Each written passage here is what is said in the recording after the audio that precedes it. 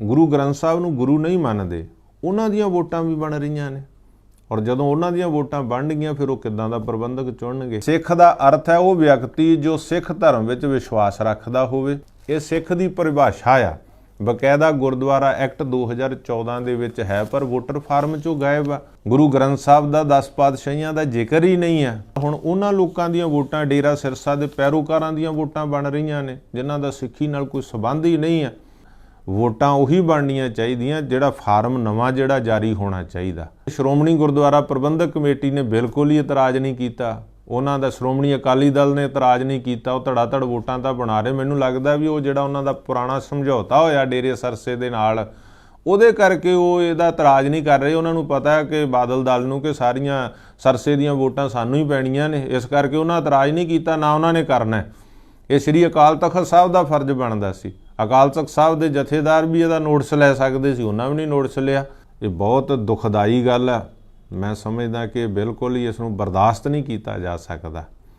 कल जदों मैनूं इस गल का पता लग्या तो मैं फार्म नूं चंगी तरह पढ़िया।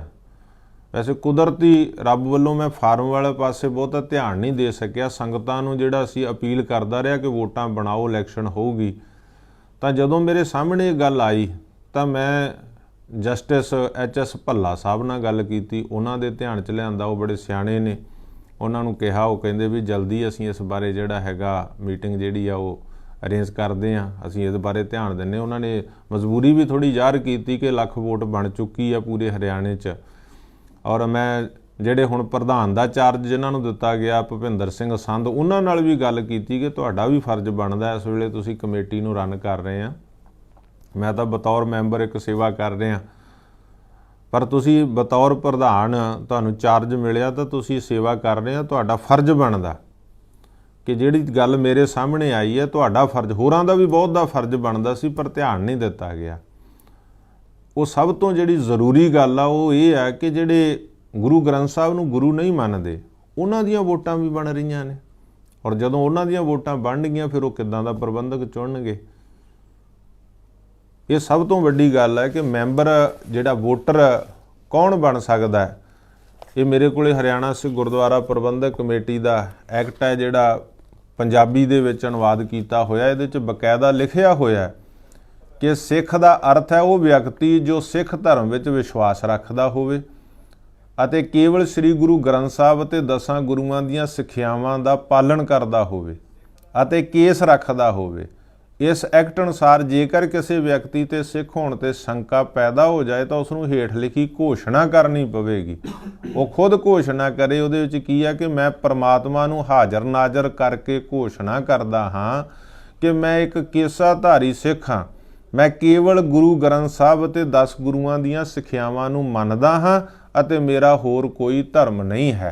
ये सिख दी परिभाषा आ, बकायदा गुरुद्वारा एक्ट 2014 ਦੇ ਵਿੱਚ है पर वोटर फार्म चों गायब आ। वोटर फार्म 'ਚ किते है ही नहीं है। गुरु ग्रंथ साहब ਦਾ 10 ਪਾਤਸ਼ਾਹੀਆਂ ਦਾ ਜ਼ਿਕਰ ਹੀ नहीं है। और जे मैं ਇਹਦਾ एक्ट इंग्लिश ਦੇ ਵਿੱਚ ਦੇਖਾਂ तो इंग्लिश ਦੇ ਵਿੱਚ भी बकायदा ਇਹ लिखिया होया कि Sikh means a person who professes the Sikh religion, कि वो है सिख जिहड़ा सिख धर्म नूं मनदा, believes and follows the teaching of Shri Guru Granth साहब एंड दी 10 गुरुज ओनली शब्द और 10 गुरु ग्रंथ साहब कि जिहड़ा केवल गुरु ग्रंथ साहब अते 10 गुरु नूं साफ लिखिया होया। Believes and follow the teaching of Shri Guru Granth Sahib and the 10 gurus only. पर वोटर फार्म ਦੇ ਵਿੱਚੋਂ बिल्कुल गायब आ ਤੇ ਜਿਹਦੇ ਨਾਲ ਹੁਣ ਉਹਨਾਂ ਲੋਕਾਂ ਦੀਆਂ ਵੋਟਾਂ ਡੇਰਾ ਸਿਰਸਾ ਦੇ ਪੈਰੋਕਾਰਾਂ ਦੀਆਂ ਵੋਟਾਂ ਬਣ ਰਹੀਆਂ ਨੇ ਜਿਨ੍ਹਾਂ ਦਾ ਸਿੱਖੀ ਨਾਲ ਕੋਈ ਸੰਬੰਧ ਹੀ ਨਹੀਂ ਹੈ। ਤਾਂ ਮੈਂ ਸਮਝਦਾ ਕਿ ਜਿਨ੍ਹਾਂ ਲੋਕਾਂ ਦੀ ਜ਼ਿੰਮੇਵਾਰੀ ਬਣਦੀ ਸੀ ਉਹਨਾਂ ਨੇ ਵੀ ਧਿਆਨ ਨਹੀਂ ਦਿੱਤਾ। ਜਦੋਂ ਮੇਰੇ ਧਿਆਨ ਵਿੱਚ ਆਇਆ ਤਾਂ ਮੈਂ ਪ੍ਰਧਾਨ ਨੂੰ ਫੋਨ ਕੀਤਾ, ਮੈਂ ਭੱਲਾ ਸਾਹਿਬ ਨੂੰ ਫੋਨ ਕੀਤਾ ਔਰ ਮੈਂ ਹੁਣ ਸੰਗਤਾਂ ਦੇ ਰੂਬਰੂ ਹੋ ਰਿਹਾ ਕਿ ਜਿਹੜੀਆਂ ਵੋਟਾਂ ਬਣ ਰਹੀਆਂ ਬਿਲਕੁਲ ਇਹ ਵੋਟਾਂ ਜਿਹੜੀਆਂ ਮਨਜ਼ੂਰ ਨਹੀਂ ਆ। ਵੋਟਾਂ ਉਹੀ ਬਣਨੀਆਂ ਚਾਹੀਦੀਆਂ ਜਿਹੜਾ ਫਾਰਮ ਨਵਾਂ ਜਿਹੜਾ ਜਾਰੀ ਹੋਣਾ ਚਾਹੀਦਾ। ਨਵਾਂ ਫਾਰਮ ਜਾਰੀ ਹੋਵੇ ਉਹਦੇ 'ਚ ਸ੍ਰੀ ਗੁਰੂ ਗ੍ਰੰਥ ਸਾਹਿਬ ਮਹਾਰਾਜ 10 ਗੁਰੂਆਂ ਦਾ ਜ਼ਿਕਰ ਹੋਵੇ ਔਰ ਫਿਰ ਉਹ ਫਾਰਮ। ਅਜੇ ਲੱਖ ਕੁ ਵੋਟਾਂ ਬਣੀਆਂ ਨੇ ਸਾਰੀਆਂ ਤੇ ਜੇ ਦੁਬਾਰਾ ਬਣ ਜਾਣਗੀਆਂ ਕੋਈ ਵੱਡੀ ਗੱਲ ਨਹੀਂ, 10-20 ਦਿਨ ਹੋਰ ਲੱਗ ਜਾਣਗੇ। ਪਰ ਇਹ ਜਿਹੜੀਆਂ ਵੋਟਾਂ, ਅਸੀਂ ਵੀ ਬਹੁਤ ਸਾਰੀਆਂ ਵੋਟਾਂ ਬਣਵਾਈਆਂ ਨੇ ਸੰਗਤਾਂ ਦੀਆਂ, ਪਿੰਡਾਂ ਵਿੱਚ ਜਾ ਕੇ ਅਪੀਲ ਕੀਤੀ ਹੈ, ਸੇਵਾਦਾਰਾਂ ਦੀਆਂ ਡਿਊਟੀਆਂ ਲਾਈਆਂ ਨੇ, ਪੂਰੇ ਹਰਿਆਣੇ ਦੇ ਵਿੱਚ ਵੋਟਾਂ ਜਿਹੜੀਆਂ ਨੇ ਬਣੀਆਂ ਨੇ। ਪਰ ਜਿਹੜੀ ਜ਼ਰੂਰੀ ਗੱਲ ਆ, ਪ੍ਰਧਾਨ ਦੇ ਵੀ ਧਿਆਨ 'ਚ ਆ ਗਈ ਆ ਔਰ ਕਮਿਸ਼ਨਰ ਸਾਹਿਬ ਦੇ ਵੀ ਮੈਂ ਧਿਆਨ 'ਚ ਲਿਆਤੀ ਆ, ਤੇ ਮੈਨੂੰ ਪੂਰੀ ਆਸ ਹੈ ਕਿ ਉਹ ਸਰਕਾਰ ਦੇ ਧਿਆਨ 'ਚ ਵੀ ਲਿਆਉਣਗੇ, ਕਿਉਂਕਿ ਸਰਕਾਰ ਨਹੀਂ ਚਾਹੁੰਦੀ ਕਿ ਕੋਈ ਇਸ ਤਰ੍ਹਾਂ ਦਾ ਕੰਮ ਹੋਵੇ ਜਿਹੜਾ ਗਲਤ ਹੋਵੇ। ਜੇਕਰ ਸਾਡੇ ਦੱਸਣ ਦੇ ਬਾਵਜੂਦ ਸਰਕਾਰ ਕੋਈ ਇਸ ਤਰ੍ਹਾਂ ਦੀ ਗੱਲਬਾਤ ਕਰਦੀ ਆ ਤਾਂ ਫਿਰ ਅਸੀਂ ਕਹਿ ਸਕਦੇ ਹਾਂ ਵੀ ਕੋਈ ਸਰਕਾਰ ਦੀ ਸਾਜ਼ਿਸ਼ ਆ ਜਾਂ ਕੋਈ ਐਸੀ ਗੱਲ ਆ। ਜਦੋਂ ਫੈਸਲਾ ਸੁਪਰੀਮ ਕੋਰਟ ਦਾ ਆਇਆ ਸੀ ਤਾਂ ਸਰਕਾਰ ਨੇ ਇੱਕ ਅਮੈਂਡਮੈਂਟ ਕੀਤੀ ਸੀ ਐਕਟ ਦੇ ਵਿੱਚ, ਇੱਕ ਪੈਟਰਨ ਦੀ ਪੋਸਟ ਪਾਈ ਸੀ। ਤਾਂ ਮੈਂ ਮੁੱਖ ਮੰਤਰੀ ਸਾਹਿਬ ਦੇ ਧਿਆਨ 'ਚੋਂ ਮਸਲਾ ਲਿਆਂਦਾ, ਚੰਡੀਗੜ੍ਹ ਜਾ ਕੇ ਮੈਂ ਕਿਹਾ ਮੁੱਖ ਮੰਤਰੀ ਸਾਹਿਬ ਸਾਡੇ ਪੈਟਰਨ ਦੀ ਪੋਸਟ ਇਹ ਜਿਹੜੀ ਅਮੈਂਡਮੈਂਟ ਕੀਤੀ ਗਲਤ ਆ। ਗੁਰਦੁਆਰਾ ਪ੍ਰਬੰਧਕ ਕਮੇਟੀ ਚਾਹੇ ਸ਼੍ਰੋਮਣੀ ਗੁਰਦੁਆਰਾ ਪ੍ਰਬੰਧਕ ਕਮੇਟੀ ਹੋਵੇ, ਚਾਹੇ ਦਿੱਲੀ ਹੋਵੇ, ਚਾਹੇ ਦੁਨੀਆ ਭਰ ਦੀਆਂ ਪ੍ਰਬੰਧਕ ਕਮੇਟੀਆਂ, ਇਹਦੇ 'ਚ ਕੋਈ ਪੈਟਰਨ ਨਹੀਂ। ਸਰਪ੍ਰਸਤ ਸਾਡੇ ਗੁਰੂ ਗ੍ਰੰਥ ਸਾਹਿਬ ਆ, ਗੁਰਦੁਆਰਾ ਸਾਹਿਬ ਦੇ ਮਾਲਕ ਗੁਰੂ ਗ੍ਰੰਥ ਸਾਹਿਬ ਆ। ਜਿਹੜੀਆਂ ਜਥੇਬੰਦੀਆਂ ਹੁੰਦੀਆਂ ਨੇ, ਪਾਰਟੀਆਂ ਹੁੰਦੀਆਂ, ਉਹਨਾਂ ਦੇ ਤਾਂ ਪੈਟਰਨ ਸਰਪ੍ਰਸਤ ਹੁੰਦੇ ਆ। ਗੁਰਦੁਆਰਾ ਪ੍ਰਬੰਧਕ ਕਮੇਟੀਆਂ ਦਾ ਪੈਟਰਨ ਗੁਰੂ ਗ੍ਰੰਥ ਸਾਹਿਬ ਆ। ਤੇ ਇਹ ਪੋਸਟ ਜਿਹੜੀ ਹੈ ਬਿਲਕੁਲ ਗਲਤ ਤੋਂ ਹਰਿਆਣਾ ਸਰਕਾਰ ਦੇ ਧਿਆਨ ਵਿੱਚ ਆਈ, ਅੱਜ ਤੱਕ ਉਹਨੂੰ ਫਿਲ ਨਹੀਂ ਕੀਤਾ ਗਿਆ। ਪਰ ਇਹ ਵੱਖਰੀ ਗੱਲ ਆ ਕਿ ਸਾਡੀ ਜਿਹੜੀ ਕਮੇਟੀ ਸੀ ਉਹ ਪਹਿਲਾਂ ਮਹੰਤ ਸੀਗਾ, ਸਟੇਬਲ ਨਹੀਂ ਚੱਲੀ ਕਮੇਟੀ ਦਾ। ਉਹ ਮਹੰਤ ਨੇ, ਐਗਜ਼ੈਕਟਿਵ ਨੇ ਮਤਾ ਪਾਸ ਕਰਕੇ ਦੇਣਾ ਸੀ ਸਰਕਾਰ ਨੂੰ ਕਿ ਜਿਹੜਾ ਐਕਟ ਦੇ ਵਿੱਚ ਅਮੈਂਡਮੈਂਟ ਕੀਤੀ ਜਾਵੇ, ਪੋਸਟ ਜਿਹੜੀ ਹੈ ਡਿਲੀਟ ਕੀਤੀ ਜਾਵੇ, ਪਰ ਉਹ ਦੇ ਨਹੀਂ ਸਕੇ। ਔਰ ਮੈਂ ਇਹ ਬੇਨਤੀ ਕਰਨੀ ਚਾਹੁੰਦਾ, ਸਭ ਤੋਂ ਪਹਿਲੀ ਗੱਲ ਲਾਈਵ ਹੋਣ ਦਾ ਮੇਰਾ ਕਾਰਨ ਇਹ ਵੀ ਹੈ ਕਿ ਇਹ ਮਸਲਾ ਜਿਹੜਾ ਹੈ ਇਹਦੇ 'ਤੇ ਕਮਿਸ਼ਨਰ ਸਾਹਿਬ ਵੀ ਧਿਆਨ ਦੇਣ, ਐਗਜ਼ੈਕਟਿਵ ਵੀ ਧਿਆਨ ਦੇਵੇ, ਸਾਰੇ ਮੈਂਬਰ ਸਾਹਿਬਾਨ ਧਿਆਨ ਦੇਣ, ਤੇ ਹਰਿਆਣਾ ਸਰਕਾਰ ਜਿਹੜੀ ਆ ਉਹ ਇਹਦੇ ਬਾਰੇ ਧਿਆਨ ਦੇਵੇ, ਤੇ ਫਾਰਮ ਦੇ ਵਿੱਚ ਬਕਾਇਦਾ ਸ਼੍ਰੀ ਗੁਰੂ ਗ੍ਰੰਥ ਸਾਹਿਬ ਤੇ 10 ਗੁਰੂ ਸਾਹਿਬਾਨਾਂ ਦਾ ਜ਼ਿਕਰ ਹੋਵੇ। ਪਰ ਸਭ ਤੋਂ ਦੁੱਖ ਦੀ ਗੱਲ ਇਹ ਵੀ ਹੈ ਕਿ ਸ਼੍ਰੋਮਣੀ ਗੁਰਦੁਆਰਾ ਪ੍ਰਬੰਧਕ ਕਮੇਟੀ ਨੇ ਬਿਲਕੁਲ ਹੀ ਇਤਰਾਜ਼ ਨਹੀਂ ਕੀਤਾ। ਉਹਨਾਂ ਦਾ ਸ਼੍ਰੋਮਣੀ ਅਕਾਲੀ ਦਲ ਨੇ ਇਤਰਾਜ਼ ਨਹੀਂ ਕੀਤਾ, ਉਹ ਧੜਾ-ਧੜ ਵੋਟਾਂ ਤਾਂ ਬਣਾ ਰਹੇ। ਮੈਨੂੰ ਲੱਗਦਾ ਵੀ ਉਹ ਜਿਹੜਾ ਉਹਨਾਂ ਦਾ ਪੁਰਾਣਾ ਸਮਝੌਤਾ ਹੋਇਆ ਡੇਰੇ ਸਰਸੇ ਦੇ ਨਾਲ, ਉਹਦੇ ਕਰਕੇ ਉਹ ਇਹਦਾ ਇਤਰਾਜ਼ ਨਹੀਂ ਕਰ ਰਹੇ। ਉਹਨਾਂ ਨੂੰ ਪਤਾ ਹੈ ਕਿ ਬਾਦਲ ਦਲ ਨੂੰ ਕਿ ਸਾਰੀਆਂ ਸਰਸੇ ਦੀਆਂ ਵੋਟਾਂ ਸਾਨੂੰ ਹੀ ਪੈਣੀਆਂ ਨੇ, ਇਸ ਕਰਕੇ ਉਹਨਾਂ ਇਤਰਾਜ਼ ਨਹੀਂ ਕੀਤਾ, ਨਾ ਉਹਨਾਂ ਨੇ ਕਰਨਾ।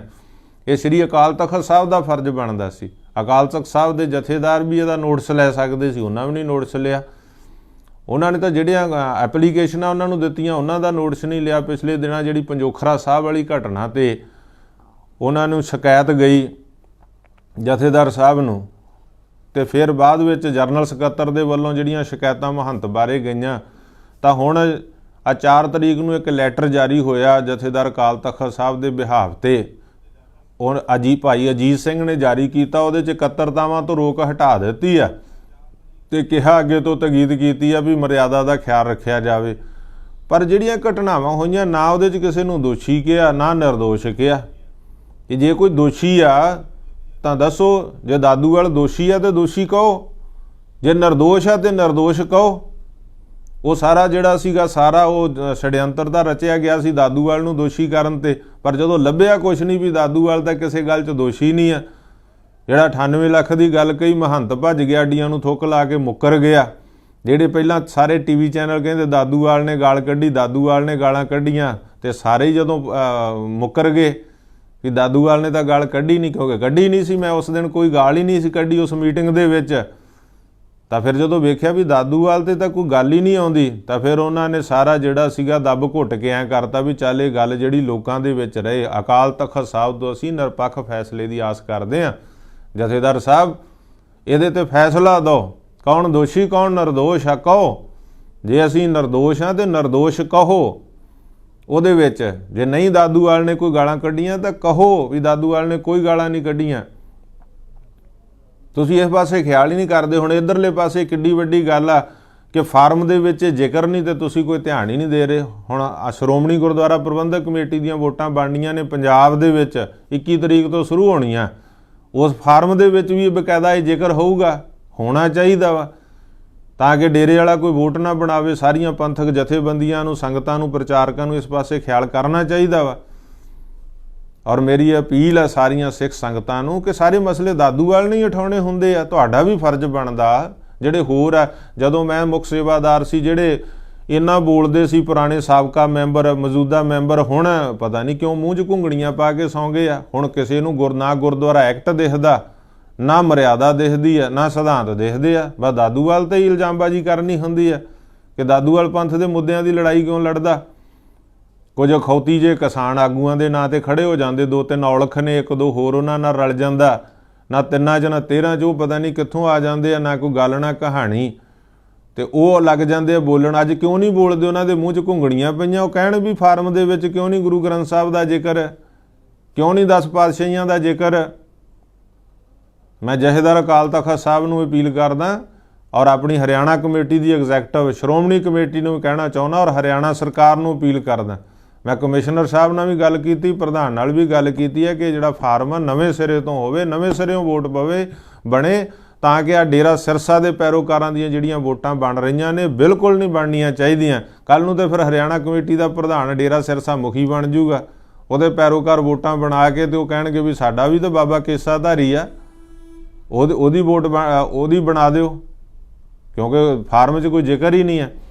ਸੋ ਇਸ ਪਾਸੇ ਮੈਂ ਜਿਹੜੀ ਅਪੀਲ ਕਰਨੀ ਚਾਹੁੰਦਾ ਕਿ ਸਾਰੀਆਂ ਸੰਸਥਾਵਾਂ ਨੂੰ, ਜਥੇਦਾਰ ਅਕਾਲ ਤਖਤ ਸਾਹਿਬ ਨੂੰ ਵੀ ਦੇਖਣਾ ਚਾਹੀਦਾ ਇਹਦੇ ਬਾਰੇ, ਔਰ ਇਹ ਜਿਹੜਾ ਮਸਲਾ ਇਹ ਬਹੁਤ ਜ਼ਰੂਰੀ ਹੈ।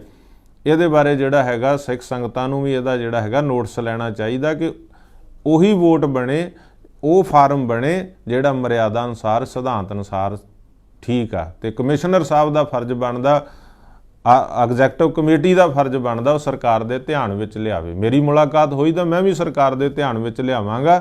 ਮੁੱਖ ਮੰਤਰੀ ਸਾਹਿਬ ਜੇ ਪਹਿਲਾ ਮਸਲਾ ਅਸੀਂ ਲਿਆਂਦਾ ਸੀ ਤਾਂ ਉਹਨਾਂ ਨੇ ਬਿਲਕੁਲ ਉਹ ਫਿਲ ਨਹੀਂ ਕੀਤਾ।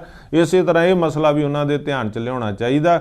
ਜਿੱਥੇ 10-15 ਦਿਨ ਪਹਿਲਾਂ ਵਧਾਏ ਆ, 10-15 ਦਿਨ ਹੋਰ ਲੱਗ ਜਾਣਗੇ, ਕੋਈ ਵੱਡੀ ਗੱਲ ਨਹੀਂ ਆ। 10-15 ਦਿਨ ਬਾਅਦ ਹੋਰ ਵੋਟਾਂ 'ਚ ਵੱਧ ਜਾਣਗੇ, ਵੋਟਾਂ ਬਣਾਉਣ ਦੇ ਵਿੱਚ। ਸੋ ਇਸ ਕਾਰਨ ਕਰਕੇ ਵੋਟਾਂ ਨਵੇਂ ਸਿਰੇ ਤੋਂ ਬਣਨੀਆਂ ਚਾਹੀਦੀਆਂ ਔਰ ਉਹ ਫਾਰਮ ਜਿਹੜਾ ਹੈਗਾ, ਉਹ ਫਾਰਮ ਜਿਹੜਾ ਸਾਹਮਣੇ ਲਿਆਉਣਾ ਚਾਹੀਦਾ, ਜਿਹੜਾ ਫਾਰਮ ਐਕਟ ਦੇ ਅਨੁਸਾਰ ਹੋਵੇ, ਗੁਰੂ ਦੀ ਮਰਿਆਦਾ ਦੇ ਅਨੁਸਾਰ ਹੋਵੇ। ਜਦੋਂ ਐਕਟ ਦੇ ਵਿੱਚ ਸਾਫ਼ ਸੁਥਰਾ ਲਿਖਿਆ ਹੋਇਆ ਸਿੱਖ ਕੌਣ ਹੈ, ਹੁਣ ਤਾਂ ਇੱਥੇ ਉਹ ਵੀ ਲੋਕ ਨੇ ਡੇਰਾ ਸਿਰਸਾ ਦੇ ਪੈਰੋਕਾਰ ਬਹੁਤ ਸਾਫ਼ ਸੂਰਤ ਨੇ, ਉਹ ਕਹਿਣਗੇ ਵੀ ਅਸੀਂ ਵੀ ਮਾਸ ਸ਼ਰਾਬ ਨਹੀਂ ਪੀਂਦੇ, ਵਿੱਚੋਂ ਕਹਿ ਦੇਣਗੇ ਕਈ ਵੀ ਅਸੀਂ ਮਾਸ ਨਹੀਂ ਖਾਂਦੇ ਜਾਂ ਸ਼ਰਾਬ ਨਹੀਂ ਪੀਂਦੇ, ਕਿਹੜਾ ਕਿਸੇ ਨੇ ਦੇਖਣਾ ਜਾ ਕੇ, ਉਹ ਵੋਟਾਂ ਬਣਾ ਲੈਣਗੇ। ਸੋ ਇਸ ਕਾਰਨ ਕਰਕੇ ਮੇਰੀ ਇਸ 'ਤੇ ਅਪੀਲ ਆ। ਦੂਸਰੀ ਬੇਨਤੀ ਮੈਂ ਕਰਨੀ ਚਾਹੁੰਦਾ, ਜੋ ਮੈਂ ਵੇਖ ਰਿਹਾ ਮੀਡੀਆ ਦੇ ਵਿੱਚ, ਤਾਂ ਮੈਨੂੰ ਕੁਝ ਵਕੀਲਾਂ ਨੇ, ਸੰਗਤਾਂ ਨੇ ਸੰਪਰਕ ਵੀ ਕੀਤਾ ਕਿ ਜੋ NSA ਲਾ ਕੇ ਡਿਬਰੂਗੜ੍ਹ ਜੇਲ੍ਹ ਦੇ ਵਿੱਚ ਭੇਜੇ ਹੋਏ ਆ ਨੌਜਵਾਨ, ਉਹਨਾਂ ਦੇ ਵਕੀਲਾਂ ਨੂੰ ਨਹੀਂ ਮਿਲਣ ਦਿੱਤਾ ਜਾ ਰਿਹਾ, ਉਹਨਾਂ ਦੀ ਖਾਣ ਪੀਣ ਦੀ ਖੁਰਾਕ ਦਾ ਧਿਆਨ ਨਹੀਂ, ਉਹ ਕਈ ਦਿਨ ਤੋਂ ਭੁੱਖ ਹੜਤਾਲ 'ਤੇ ਬੈਠੇ ਆ। ਮੈਂ ਸਮਝਦਾ ਇਹ ਮਨੁੱਖੀ ਅਧਿਕਾਰਾਂ ਦਾ ਘਾਣ ਆ, ਇਹ ਹਿਊਮਨ ਰਾਈਟ ਦੀ ਉਲੰਘਣਾ ਆ।